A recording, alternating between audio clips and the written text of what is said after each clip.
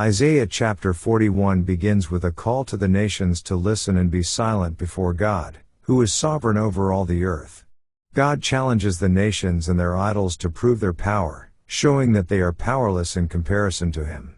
He reminds them that He has raised up a ruler from the east, who will bring victory and deliverance to God's people.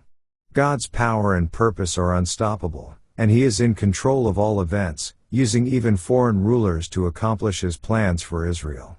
This sets the stage for God's promise of deliverance for His people. In the following verses, God reassures His people that they need not fear, as He is with them. He promises to strengthen and help them in times of trouble, offering comfort and encouragement. God tells Israel that He has chosen them and will never abandon them, reminding them of His covenantal faithfulness. This message is meant to uplift the people who may feel abandoned or overwhelmed by their circumstances, offering them assurance of God's presence and His ongoing work for their good. God also speaks of His victory over Israel's enemies. He foretells that those who rise against Israel will be ashamed and put to shame, while those who trust in God will find strength. God uses the metaphor of the planting of trees in the wilderness and desert, illustrating how He will make Israel flourish again. He promises to help them, saying that they will rejoice in the restoration He will bring. This section emphasizes that Israel's enemies, whether nations or individuals, will not prevail, because God is the ultimate source of power and deliverance. The chapter concludes with a challenge to the idols of the nations, asking them to prove their worth and power. God shows that He alone is the creator and sustainer of the world. While the idols are mere man-made objects, God is the one who foretells the future and brings it to pass.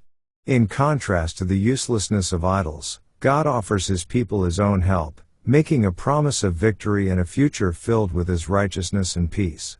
This chapter reassures Israel that their hope lies in the living God, who controls all things and has a plan for their redemption and restoration. Let's now read Isaiah chapter 41. Keep silence before me, O islands, and let the people renew their strength. Let them come near, then let them speak. Let us come near together to judgment. Who raised up the righteous man from the east, called him to his foot, gave the nations before him, and made him rule over kings. He gave them as the dust to his sword, and as driven stubble to his bow. He pursued them, and passed safely, even by the way that he had not gone with his feet. Who hath wrought and done it, calling the generations from the beginning? I the Lord, the first, and with the last, I am He. The isles saw it, and feared, the ends of the earth were afraid, drew near, and came. They helped every one his neighbor, and every one said to his brother, Be of good courage. So the carpenter encouraged the goldsmith, and he that smootheth with the hammer him that smote the anvil, saying, It is ready for the soldering. And he fastened it with nails, that it should not be moved. But thou, Israel, art my servant, Jacob whom I have chosen, the seed of Abraham my friend.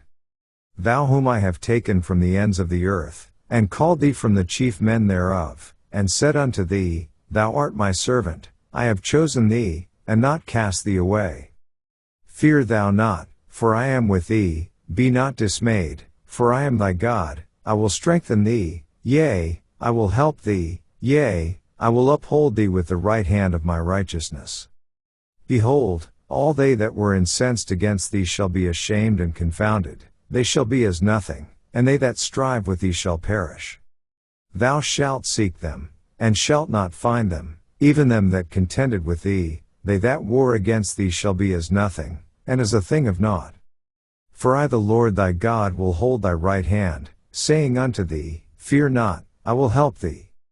Fear not, thou worm Jacob, and ye men of Israel, I will help thee, saith the Lord, and thy Redeemer, the Holy One of Israel.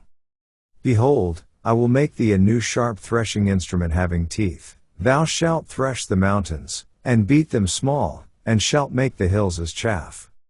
Thou shalt fan them, and the wind shall carry them away, and the whirlwind shall scatter them. And thou shalt rejoice in the Lord, and shalt glory in the Holy One of Israel. When the poor and needy seek water, and there is none, and their tongue faileth for thirst, I the Lord will hear them, I the God of Israel will not forsake them. I will open rivers in high places, and fountains in the midst of the valleys. I will make the wilderness a pool of water, and the dry land springs of water. I will plant in the wilderness the cedar, the shittim tree, and the myrtle, and the oil tree. I will set in the desert the fir tree, and the pine, and the box tree together, that they may see, and know, and consider, and understand together, that the hand of the Lord hath done this, and the Holy One of Israel hath created it. Produce your cause, saith the Lord, bring forth your strong reasons, saith the King of Jacob.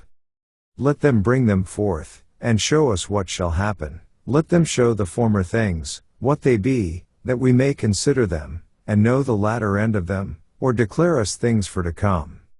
Show the things that are to come hereafter, that we may know that ye are gods, yea, do good, or do evil, that we may be dismayed, and behold it together. Behold, ye are of nothing, and your work of naught, an abomination is he that chooseth you. I have raised up one from the north, and he shall come, from the rising of the sun shall he call upon my name, and he shall come upon princes as upon mortar, and as the potter treadeth clay. Who hath declared from the beginning, that we may know, and before time, that we may say, he is righteous? Yea, there is none that showeth, yea, there is none that declareth, yea, there is none that heareth your words. The first shall say to Zion, Behold, behold them, and I will give to Jerusalem one that bringeth good tidings. For I beheld, and there was no man, even among them, and there was no counselor, that, when I asked of them, could answer a word. Behold, they are all vanity, their works are nothing, their molten images are wind and confusion. This ends our reading of Isaiah chapter 41.